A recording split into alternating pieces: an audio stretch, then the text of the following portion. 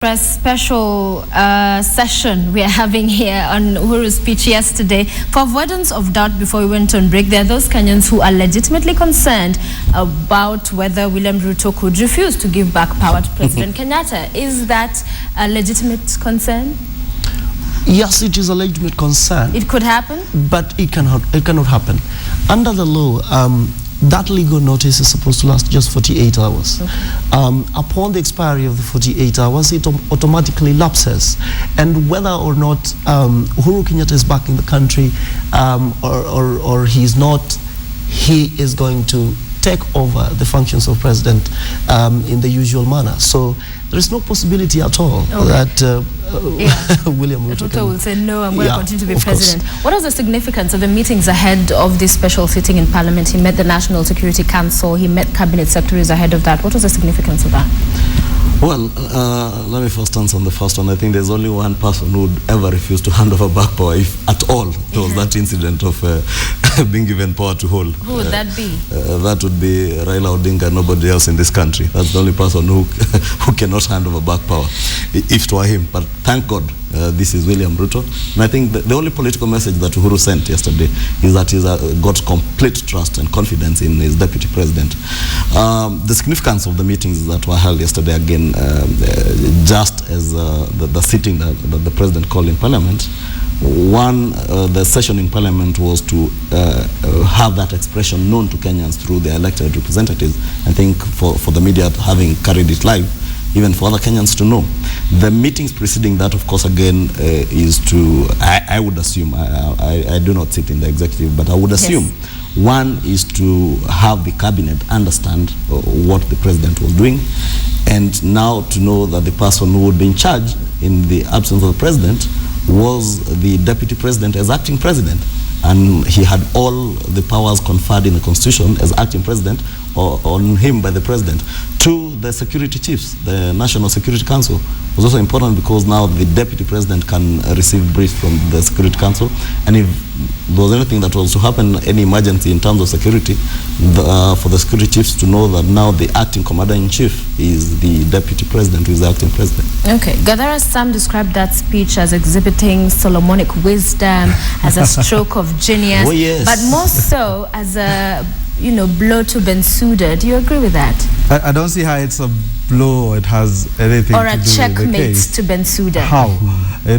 He was going to go. He had no choice about going. And let's not try and get an impression that he did us a favor. He was going to go.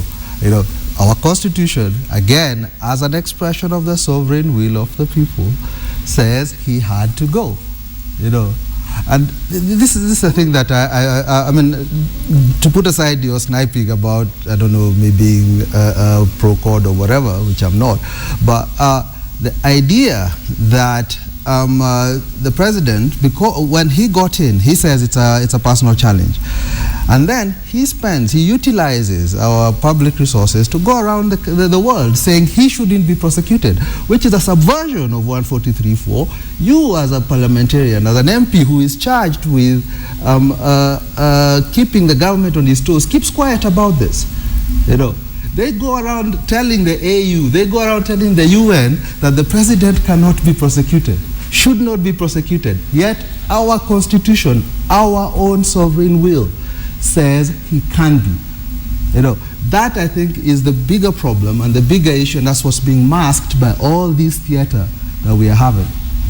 Let me say one for Gadara to say that the president had no choice. He had no choice. I think it was up to the president to decide whether he wants to appear before ICC. But surely the repercussions had he not attended would have Yes, but you cannot say he did not have a choice because he had the choice and live with the repercussions. You have a choice not to go to court when you're someone, but doesn't mean that you legally are exempt from it. Let me say this. The Constitution is clear. Are you saying that the president himself is not prosecutable? If you allow me, because I did allow you to speak. Okay. Remember, and I said the president had a choice, and it was his choice. And I think in the past I've said this is a personal decision that the president has got to make, because he is the one who's charged before ICC, not anybody else in this country. Thank you. And it was his choice whether to attend or not to attend and live with the consequences. And he made that wise decision to attend. And on marshalling AU using government resources, as he says, after he said it was a personal matter to get their position against. It's rather absurd to say that the president marshaled government resources for AU meetings, because you want to assume that the AU meetings were solely held on the ICC matter, which is far from the truth. I'm sorry. The extraordinary summit was it not 12 on the ICC? Is it President Uhuru Kenyatta who convened the extraordinary meeting? Did they just say if we lobbied, but we did not convene the meeting. And when meetings are convened, AU meetings, the government has got to be represented. Let's hear from James. Let me clarify on something, and let's use the law, because you know Kenya has enacted the International Crimes Act, which makes the ICC law a part of Kenyan jurisdiction. Yes.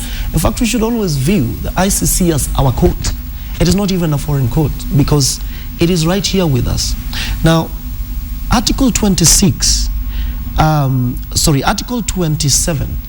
of the Rome Statute establishing the International Criminal Court completely does not respect persons that go before it in terms of their official capacity. So whether the president went there as a president or not, the court was not going to deal with him as president of the Republic of Kenya. Yes. They have made that clear. Right. And of course, if you read Article 25, I think it is very clear that the responsibility that a person takes on questions of international crimes is individual. It is not state responsibility that is at trial at The Hague. Now, why am I saying this? The important thing is this. A lot of Kenyans, depending on which side of the political divide they fall, will think that by making a lot of noise in support of the president, that will weaken the case of the ICC. But on the other hand, a lot of people in this country think that because they seem to hate the president, that will strengthen the case of the ICC. That is very far from the truth. It doesn't matter how much noise you make for or against. The case will be tried, if any, in will court. be tried in court. Now, the case will collapse or will stand on the basis of evidence that is before the court. Okay. That, for me, is really the important point. Right. How Kenyatta goes there, for me, was really a by the way, which should really not raise too much hullabaloo. But yes. This is what I'll say as the last point. Now, it is very pretentious, especially for the supporters of the president, who you have heard very many times saying, oh, the president should not go there, this is foreign domination, and so on and so forth. They may have a political point to make. But it is also extremely interesting when you see these people now falling head over heels over themselves, trying to say the president has now come up with a very good decision. Look, let us be extremely clear what we want to do. Don't tell the president, don't go to the ICC, and then when he decides, and I think he didn't have an option about it, when he decides I'm going to the Hague, then you say, oh, the president is very wise, perfect, great. The best. Yeah, in his speech at the beginning, yes, he did talk about that when he got into power, his first focus was on the plight of the IDPs, you know, and some of the victims post-election violence. Are you convinced that the government has done enough in that front? No. I mean, the president, by his own admission, in March, when he gave the State of the Nation, what came to be called the State of the Nation address, yes, said that less than 10% of them had been given their cash transfer? Yeah, cash transfers. You know, in fact, he said there were 777 households out of 8,298. This was in March. Last year in September, Uhuru, stood again and said, promised that by the end of this month, they're all going to have had their money. 6 months later, her boss tells us that didn't happen. Till today, we have had no evidence, nothing to tell us that these people, these 898 households that they say, 8,298 households that they say are the only IDPs, have all received their cash transfers. In fact, yesterday there was somebody, I think it was on either KTN or Nation, one of the MPs, and he was saying in Kibera they still have people who were shot by police who never received any compensation. So the fact is, I don't think, and again, the problem becomes when these things are held hostage to the politics. So we are not actually discussing the issues themselves, whether IDPs are resettled. We are just operating in this ether where nothing is firm, nothing is confirmed. I would really like it if the government came out, gave the numbers. These are the people we have given cash transfers. This is the amount of money we have spent, and let them tell us that there are no IDPs across the country who haven't been resettled. Okay. I think that would be. Kimani, as you comment on that. It's very hypocritical of Gadara here to be saying that there are people who are shot in Kibera who have never been compensated. I think you only need to go back to your English and redefine what an internally displaced person is. Not a person who was shot in Kibera.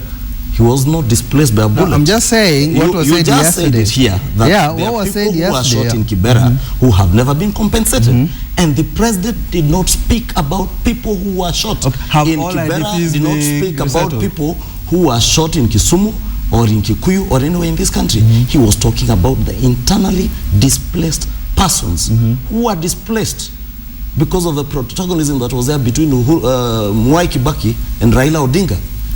And don't forget, and Kenya should never forget that the two protagonists in 2007 was not Uhuru Kenyatta and Raila Odinga. It was Mwai Kibaki and Raila Odinga.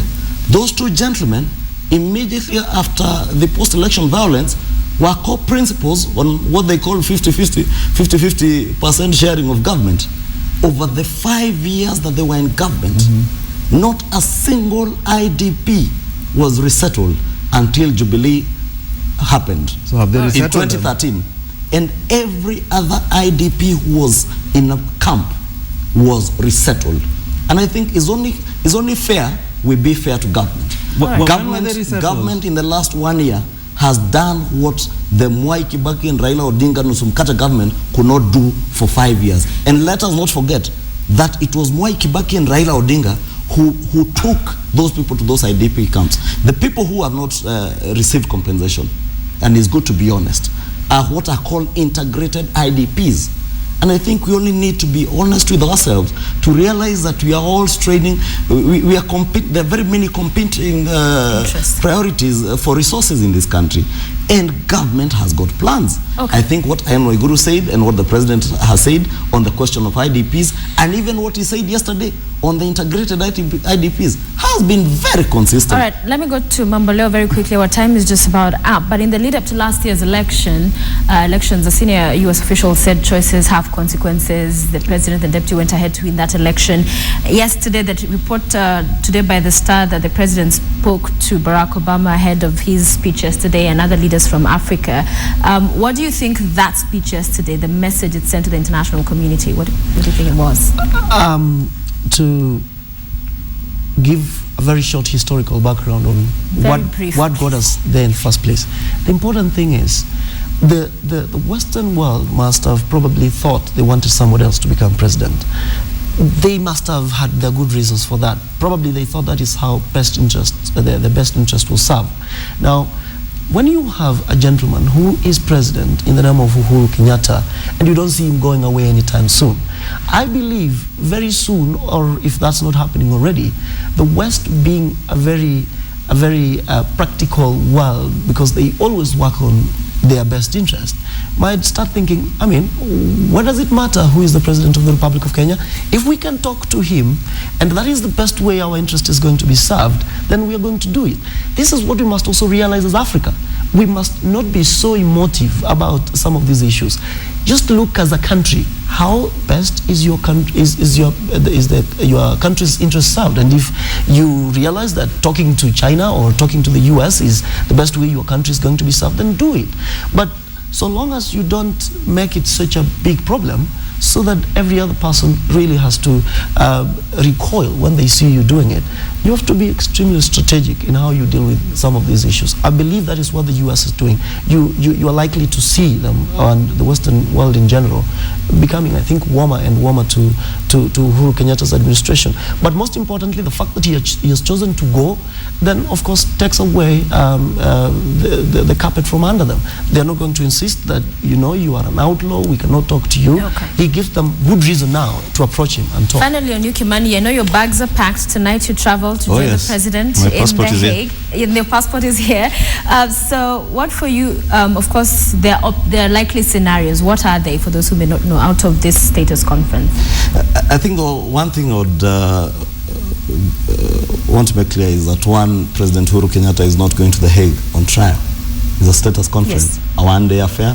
It's done at the end of the day tomorrow, and he comes back to the country. The other thing that you mentioned on the choices having consequences, I think is only fair that we comment on that. Because first we were told choices have consequences, then we were told it will be limited contact, limited and essential contact. Mm-hmm. And I think the West, as my colleague advocate here says, the West has simply realized that indeed the choices they made had consequences, and they've now chosen to make the right choices by working with the administration that promises a great future for this country. And I think they've also realized that even their own interests as countries in the West are better catered for in this country and in this region under the administration of one Uhuru Kenyatta. Mm-hmm. And I think they've also realized that there's not another single African president who exercises a sort of influence Uhuru Kenyatta does exercise in the African continent. Okay. And you cannot afford to ignore that kind of leader. Are you paying for your own trip? Second Nelson Mandela. Are you paying for your own trip? Oh, and yes. other members know about 140 of them are going? I've already paid, I paid yesterday 406,000 shillings for your own money. Business class ticket. Mm-hmm. And I will be paying for all my other expenses in The Hague. Gadara, finally on you. Yesterday we saw Kenyans on Twitter had a field day with what acting President William Ruto should do. What do you think he should do? Well, I don't think he's going to do much, to be quite honest. It's just, as you said, it's just 2 days that he's acting. And it's not the first time he's acting. Yes. Which is, again, takes me back to what I said. It's all theater. You know. On the choices have consequences thing, I don't think that, that countries around the world have discretion on what their policy will be towards other countries. If they change that, that is fine. You know, it's really up to them. I don't think it has any implications on how we should run our stuff. You know, but finally, I really need to emphasize that when we have within our constitution, and we pass it as Kenyans, and we say that people don't have certain immunities, and then they go into international fora and claim it, and then they say, as Kenya we are doing this. They are subverting our will, you know, and we should not be sitting back and allowing it to happen.